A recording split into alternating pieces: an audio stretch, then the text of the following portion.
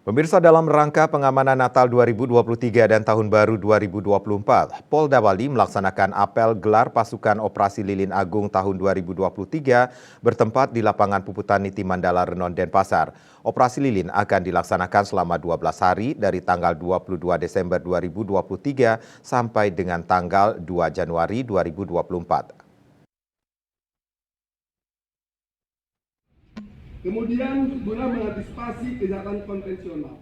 Operasi Lilin Agung yang dilaksanakan oleh Polda Bali merupakan inisiatif keamanan yang dilakukan selama masa libur Natal dan Tahun Baru. Tujuannya adalah untuk meningkatkan pengamanan dan kenyamanan masyarakat selama periode tersebut, di mana Operasi Lilin digelar selama 12 hari dari tanggal 22 Desember 2023 sampai dengan tanggal 2 Januari 2024. Dalam amanat Kapolri yang dibacakan pemimpin apel dikatakan bahwa apel gelar pasukan merupakan bentuk pengecekan akhir kesiapan personal maupun sarpras yang akan digunakan selama pelaksanaan operasi, sehingga diharapkan seluruh kegiatan pengamanan perayaan Natal 2023 serta Tahun Baru 2024 dapat berjalan dengan optimal.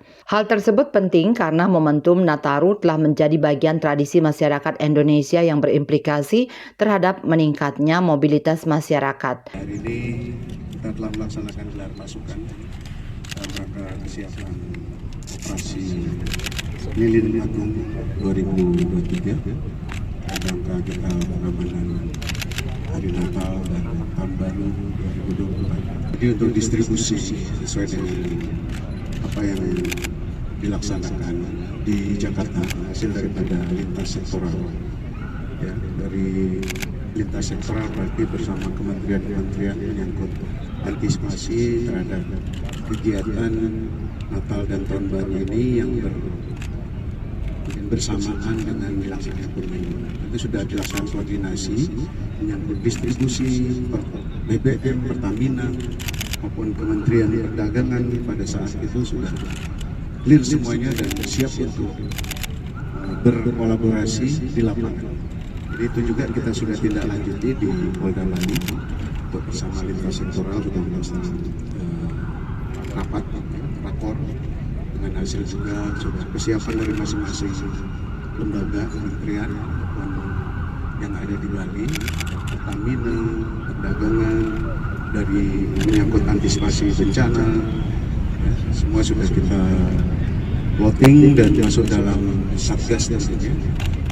Dalam hal ini kita melibatkan dari Polri itu dalam operasi ini ada 1.600 personil yang kita libatkan dan lintas sektoral kita melibatkan 2.000 hampir 2.700. Selain itu, Polda Bali beserta jajaran akan melakukan rekayasa lalin, khususnya pada lokasi dan jalur menuju objek wisata seperti daerah Kuta dan Kuta Utara dengan tujuan mengurai kemacetan dengan menyediakan kantong-kantong parkir yang memadai.